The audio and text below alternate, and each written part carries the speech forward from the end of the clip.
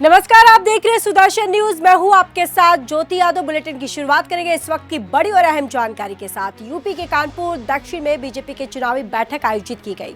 बताते चले कि बीजेपी के दक्षिण कार्यालय में चुनाव को लेकर बैठक की गई। वहीं बैठक में जिलाध्यक्ष, विधायक समेत कई कार्यकर्ता मौजूद रहे और प्रत्याशी रमेश अवस्थी को भारी मतों से चुनाव जिताने की रणनीति बनी। तो वहीं बैठक में घर घर पहुंचकर बीते 10 सालों में पार्टी के कामों को बता वोटों की अपील कर रहे हैं। आज की बैठक में हम सभी लोग जो लोकसभा का चुनाव 2024 में भारतीय जनता पार्टी के प्रत्याशी हैं आदरणीय रमेश अवस्थी जी, उनके समर्थन में हम लोग किस तरह से जनता के बीच जाकर के उनसे मतदान करने का आग्रह कर रहे हैं और भारतीय जनता पार्टी एक लंबे अंतरों से कानपुर लोकसभा सीट को जीतने जा रही है, इस विषय में बैठक यहाँ पर हुई। भारतीय जनता पार्टी का पूरा संगठन जिला पदाधिकारी की टीम से लेकर के पूरे मंडल अध्यक्ष, वार्ड अध्यक्ष, सेक्टर की टीम, बूथ के अध्यक्ष और पन्ना प्रमुख तक पूरा संगठन का तंत्र सक्रिय रूप से चुनाव के मैदान पर जनता के बीच जाकर के अपनी उपस्थिति को दर्ज करा रहा है। और हम लोगों ने पन्ना प्रमुख के माध्यम से और पन्ना प्रमुख को सिर्फ 60 वोटों की जिम्मेदारी दी गई है। लगभग 15 परिवार, उन 15 परिवारों में लगातार संपर्क करके चुनाव 13 तारीख तक हम लोग, जो हमारा प्रयास है कि 3 बार से अधिक हम मतदाताओं संपर्क करके और भारतीय जनता पार्टी ने राष्ट्र के विकास के लिए, जनता के विकास के लिए क्या काम किए, उन योजनाओं को बताने काम करेंगे और भारतीय जनता पार्टी के प्रत्याशी आदरणीय रमेश अवस्थी जी के पक्ष में मतदान कराने का हम लोग आग्रह करेंगे। यूपी के कानपुर में प्रधानमंत्री नरेंद्र मोदी के 4 मई को कानपुर आगमन और प्रस्तावित रोड शो को देखते हुए यातायात की व्यवस्था को लेकर पुख्ता इंतजाम किए गए। इस संबंध में कानपुर पुलिस कमिश्नरेट के एडिशनल सीपी विपिन मिश्रा ने बताया कि गुमटी गुरुद्वारे से पीएम के रोड शो के रूट को लेकर डीसीपी स्तर के 9 अधिकारी, डीसीपी के 13 अधिकारी और एसपी स्तर के 28 अधिकारी, प्रभारी निरीक्षक स्तर के जो है 120 अधिकारी, उप निरीक्षक स्तर के करीब 1000 अधिकारी, आरक्षी स्तर के करीब 3500 अधिकारी और 10 कंपनी पीएससी सहित एमटीएस की टीम जो है वो भी लगाई गई। एसपीजी की टीम भी कानपुर आ चुकी है। एडिशनल सीपी ने बताया कि पीएम के रोड शो के रूट में कई ऐसे जो समस्या ना बने, इसको लेकर कई रूट डाइवर्जन भी यहाँ किए गए हैं। देखिए, हम लोगों ने माननीय प्रधानमंत्री जी के 4 तारीख के भ्रमण के दौरान व्यापक सुरक्षा के प्रबंध किए गए हैं। जो रोड शो होना है माननीय प्रधानमंत्री जी का, उसमें पुलिस अधीक्षक स्तर के 9 अधिकारी, अपर पुलिस अधीक्षक स्तर के 13 अधिकारी, एसीपी स्तर के 28 अधिकारी, निरीक्षक स्तर के 120 अधिकारी, उप निरीक्षक स्तर के लगभग 1000 अधिकारी, आरक्षी स्तर के लगभग 3500 आरक्षी, जिसमें हमारी सिविल पुलिस तथा ट्रैफिक पुलिस भी शामिल है और 10 कंपनी पीएससी का व्यवस्थापन किया गया है। इसके अतिरिक्त एटीएस की टीम भी एक डेडिकेटेड रूप में लगाई गई है। एसपीजी और एनएसजी की टीमें भी आ चुकी हैं और हम लोग आज से एरिया डोमिनेशन भी कर रहे हैं। साथ ही इस कार्यक्रम को सकुशल संपन्न कराने में आम जनजीवन और यातायात व्यवस्था प्रभावित न हो, इसके भी पूरे प्रयास हम लोग करेंगे। यूपी के कानपुर के बिल्लौर थाना क्षेत्र के बम्बियारपुर गांव में बीते रात एक भागवत कार्यक्रम की झांकी में काली मां का रूप के लिए बच्चे ने राक्षस बने बच्चे की गर्दन पर चाकू चला दिया, जिससे मासूम बच्चे की मौके पर ही मौत हो गई है। वहीं मिली जानकारी के अनुसार बम्बियारपुर गांव के किसान सुभाष सैनी ने गांव में भागवत का आयोजन किया, जिसमें बाद में झांकी भी निकाली गई। इस झांकी में गांव के किसान बबलू कश्यप का 12 साल का लड़का राक्षस बना और भागवत आयोजक सुभाष सैनी का 13 साल का लड़का काली के रूप में था।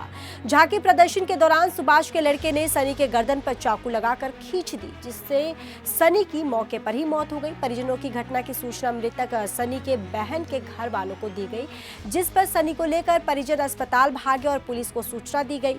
पुलिस ने मौके पर पहुंचकर शव को पोस्टमार्टम के लिए भेज दिया और मामले में आगे की जो भी कार्रवाई है वो पुलिस के द्वारा जारी है।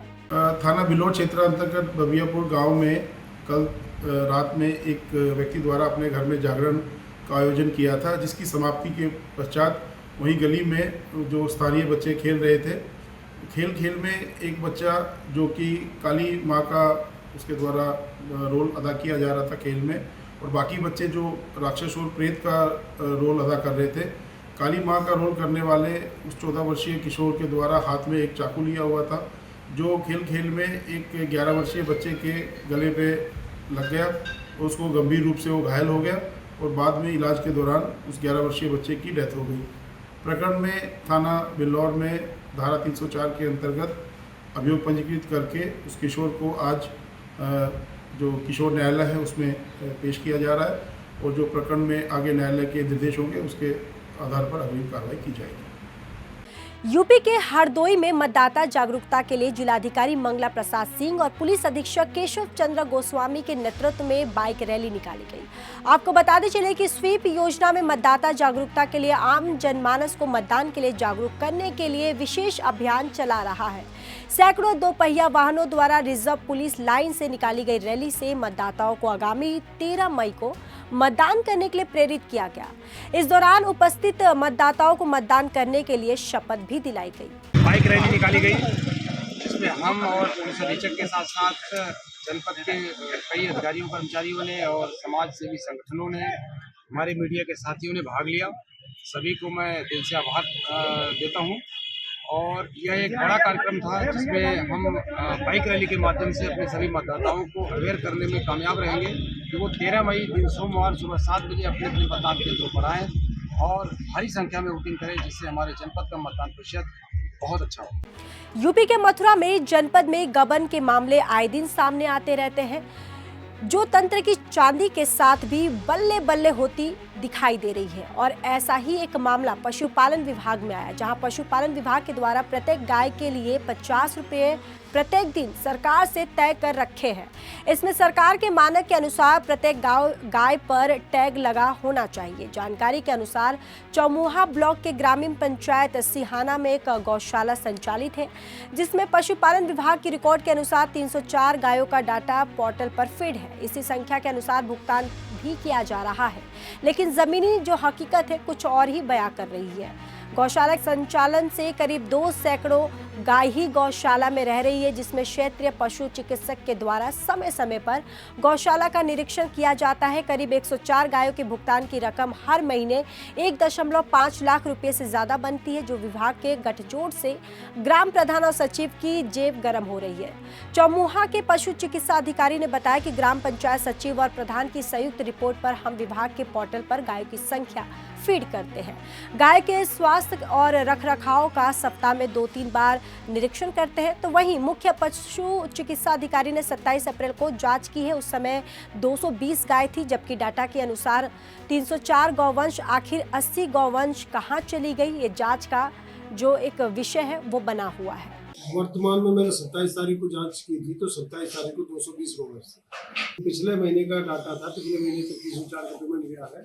अब इस महीने का जो है पेमेंट जिस दिन से 200 हमें जो जांच मिली है उसके बाद से उतना ही पेमेंट जाएगा, 220 का ही पेमेंट जाएगा। अब ये तो प्रधान बताएंगे कहाँ गई है, छोड़ी है या मर गई। इतना तो मर तो नहीं सकती इतनी गाय, या तो छोड़ दी है प्रधान।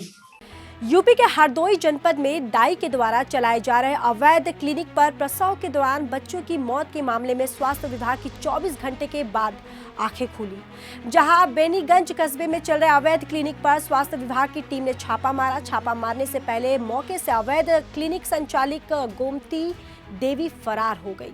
नोडल अधिकारी के छापे के दौरान अवैध क्लिनिक पर कार्य करने वाले कर्मचारी और संचालिका क्लिनिक को खुला छोड़कर मौके से फरार हो गए। मंगलवार को इसी केंद्र पर गैर जिम्मेदार आना तरीके से एक प्रसूता को भर्ती यहां करवाया गया, जहां पर उसकी हालत बिगड़ती हुई थी।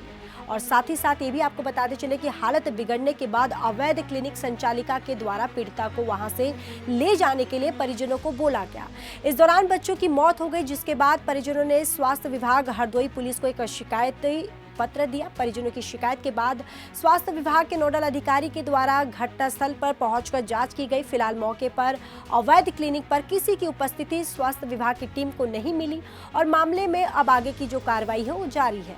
देखिए, बेनीगंज में एक घटना 30 तारीख को सायं 9 बजे के करीब बेनीगंज कस्बे में एक कोई अप्रशिक्षित दाई है, जिसका कोई भी हमारे विभाग में रजिस्ट्रेशन नहीं है, उनके द्वारा एक जब प्रसव कराया गया, प्रसव के दौरान बच्चे की जीवन को खतरा हुआ, जिसके क्रम में हमारे प्रशासन द्वारा उनके महिला को और उनके परिवार को सामुदायिक स्वास्थ्य केंद्र कोठावा में भर्ती कराया गया और तत्पश्चात उस बच्चे को जिला अस्पताल हरदोई रेफर किया गया, माँ और बच्चा दोनों को। उनकी माँ की जान बच गई है, बच्चे की जान नहीं बचा सके हम लोग, इसका हम लोगों को दुख है। आज उसी क्रम में जांच के लिए उक्त महिला के घर पे मैं फोर्स के आज अभी गया, परंतु वो लोग घर खुला छोड़ के भाग गए हैं। हमने अपने जो संबंधित थानाध्यक्ष को एवं वहाँ के जो भी पुलिसकर्मियों को निर्देशित किया है कि उक्त लोगों को मुख्य चिकित्सा अधिकारी कार्यालय ला करके उनकी जांच कराई जाए। खबर यूपी के संभल से है, जहां आए दिन हो रहे सड़क हादसों में कार से वृंदावन जा रहे 4 लोगों की मौत हो गई, वहीं 2 गंभीर रूप से घायल हो गए।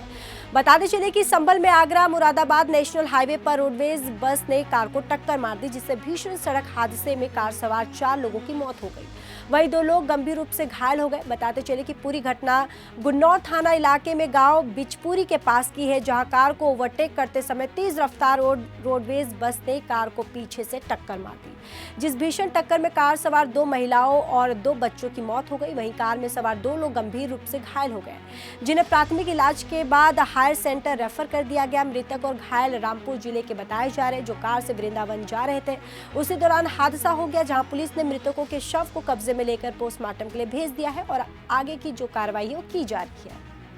आज दिनांक 2 मई को थाना गुन्नौर क्षेत्र के अंतर्गत नरोरा की तरफ जाने वाली रोड पर एक रोडवेज बस एवं एक प्राइवेट वाहन की आपस में भिड़ंत हो गई। इस दुर्घटना की सूचना पर तत्काल ही पुलिस ने मौके पर पहुंचकर लोगों को अस्पताल पहुंचाया। इसमें इलाज के दौरान 4 लोगों की मृत्यु होगी, जिसमें 2 महिला एवं 2 बालिकाएं शामिल हैं। बाकी 2 घायलों को हायर सेंटर रेफर कर दिया गया है तथा उनका इलाज अलीगढ़ में जारी है। मौके पर शांति व्यवस्था पूरी तरीके से कायम है तथा अग्रिम विधिक कार्रवाई की जा रही है। रोडवेज और एक कार का एक्सीडेंट हुआ, जिसमें 2 बच्चे 2 महिलाएं तत्काल मृत्यु कर गए।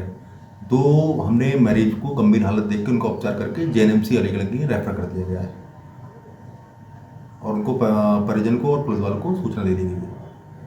मध्य प्रदेश के ग्वालियर में लोकसभा चुनाव सहित विधानसभा चुनाव में ग्वालियर जिले में सबसे कम हुए मतदान प्रतिशत को बढ़ाए जाने को लेकर निर्वाचन आयोग के सख्त निर्देश को लेकर जिला प्रशासन स्वीप कार्यक्रम के तहत मतदाताओं को जागरूक करने के लिए हर रोज ग्वालियर जिले के ग्रामीण क्षेत्रों सहित शहरी क्षेत्रों में मतदान प्रतिशत बढ़ाने के लिए जिला प्रशासन द्वारा तरह तरह के आयोजन कर कई प्रतियोगिताएं आयोजित की जा रही है।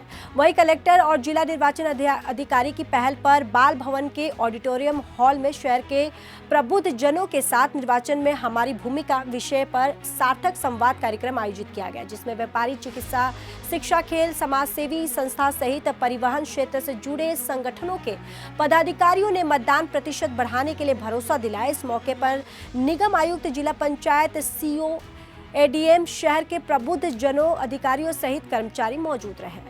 देखिए 7 मई को ग्वालियर में चुनाव है और हम किसी भी तरह से हमारा प्रयास अधूरा ना रह सके, ऐसा पूरी ज़िले की टीम हम लोग ऐसा काम कर रहे हैं। और ग्वालियर एक बहुत प्रमुख ज़िला है जिसमें बहुत सारी एसोसिएशंस हैं, बहुत सारे प्रबुद्धजन हैं और अपने अपने फील्ड के लीडर्स हैं। तो इनके माध्यम से बहुत सारे परिवार हैं जो इनके साथ में जुड़े हुए थे। तो कहीं ना कहीं मुझे लगता है कि आप लोगों की जब अच्छी सहभागिता होगी तो एक बहुत अच्छा रिजल्ट हम लोगों को वोटर टर्नआउट में आएगा। और ग्वालियर जो नीचे पायदान पर रहा है आज तक वोटर टर्नआउट पे, हम उस जगह को छोड़ करके अब ऊपर निकलेंगे। दूसरी बात जब आपने ये वो भी रखा है, प्रतियोगिता भी रखी है किस तरीके से होता है, क्या डिस्काउंट भी रखा है? जी, आज एसोसिएशंस ने बहुत अच्छा एक बड़ा फोर्थकमिंग मैसेज सब लोगों को दिया है, चाहे वो बस एसोसिएशन हो, डॉक्टर्स एसोसिएशन हो। उन्होंने ये बताया है कि यदि कोई मतदाता मतदान करने के बाद में या तो ट्रैवल करता है बसेस में या फिर डॉक्टर्स क्या दिखाने जाता है, तो आईएमए ने भी ये कहा है कि वो डॉक्टर्स सभी लोग जो उनकी फ़ीस होती है उस पर डिस्काउंट उन लोगों को देंगे। और मुझे ऐसा लग रहा है कि अच्छा इफेक्ट आना चाहिए।